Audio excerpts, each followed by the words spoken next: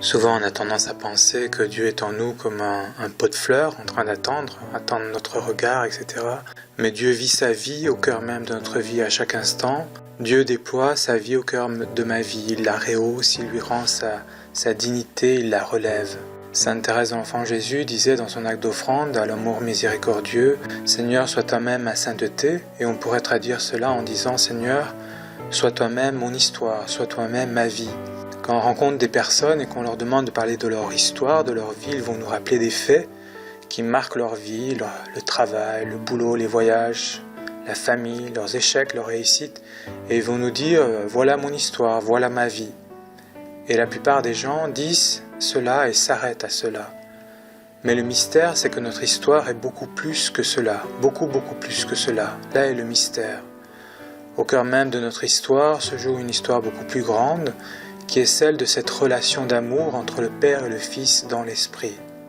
Dieu est présent au cœur de notre vie en vivant son amour à lui, sa propre vie à lui. Il vit au cœur de notre vie son histoire d'amour à lui, sa propre vie.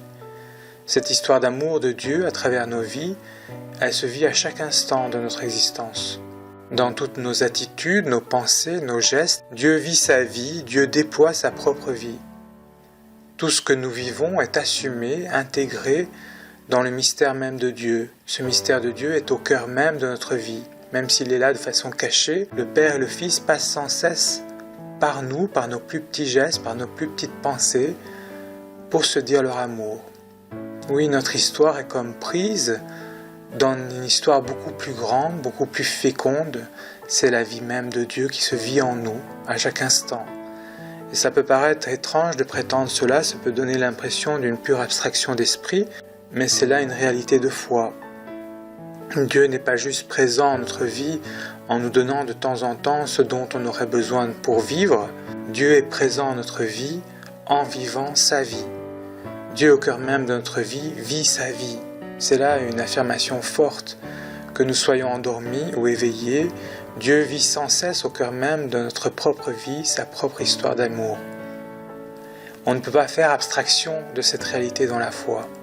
Et nous ouvrir à cette dimension, dans la foi toujours, donne à notre vie alors un sens inouï, une ouverture insoupçonnée, une profondeur insondable, une très haute dignité. Dieu habite toute histoire humaine pour y dire sa propre histoire. Et comprendre cela, ça ne peut que relever l'homme. Penser à une personne qui à la fin de sa vie se dit « ma vie est ratée, ma vie est un échec ». Si par grâce cet homme découvre que dans les zones les plus sombres de son histoire, Dieu était là pour vivre sa vie envers et contre tout, il va découvrir en cette histoire tordue une beauté cachée. Il va retrouver un sens, une direction à sa vie. Dieu vient donc au cœur de notre vie, rehausser notre vie, il vient l'embellir, il vient donner à ce qui des fois semble si dépourvu de grandeur, une grandeur nouvelle. Notre histoire est donc beaucoup plus profonde, beaucoup plus riche que nous ne la comprenons, que nous ne la saisissons. À nous alors de nous demander qu'est-ce qui est le plus important, sur quoi va le plus porter notre regard, sur ce que nous on a l'impression de comprendre de notre réalité, sur ce dont on est fier de notre histoire, sur ce qu'on a vécu, ou bien est-ce que dans un regard de foi on va se dire « Mon Dieu, à chaque instant, ma vie était intégrée dans une histoire beaucoup plus grande, beaucoup plus profonde, celle de Dieu en moi, qui vient comme rehausser notre histoire, qui vient l'embellir. » Dire cela, c'est pas fuir sa réalité, c'est pas minimiser sa réalité, c'est juste la regarder sous une autre perspective, avec plus de profondeur. Mais pour arriver à être fasciné par cette histoire d'amour, de Dieu au cœur même de notre vie, il faut un décentrement du cœur. On sait bien qu'il n'est pas facile de se réjouir de ce que les autres font ou ont, pas facile de donner une place aux autres, pas facile alors aussi de donner une place à Dieu, pas facile de faire nôtre cette histoire de Dieu qui vient rehausser notre vie. Des fois on a l'impression de se réjouir de ce que les autres ont ou font, et des fois c'est tout le contraire, on a l'impression qu'ils nous font ombrage, qu'ils sont en concurrence avec nous. Dans la parole de Dieu, on retrouve cette critique des impies à l'égard du juste, à l'égard de celui dont la vie est exemplaire, toute tournée vers le Père. Et loin de se dire, oh waouh, cette histoire d'amour du juste avec le Père, entre parenthèses celle de Jésus avec le Père, elle est mon trésor, sa vie est là pour rehausser la mienne. Loin de se dire cela, c'est tout le contraire qui se passe. Les impies en viennent à ne plus supporter cette présence du juste, son histoire.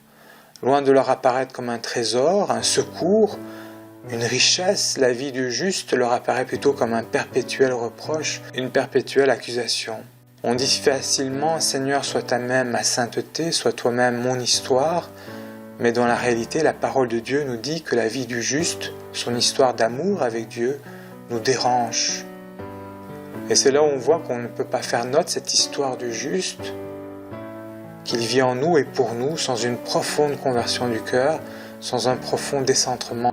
On ne peut pas faire nôtre ce que Dieu vit pour nous au cœur même de notre vie, sans communier à la vie de Dieu, sans communier à la vie filiale du Christ, qui lui prend plaisir à vivre de la vie de son Père, à se recevoir de lui dans l'abandon et la reconnaissance.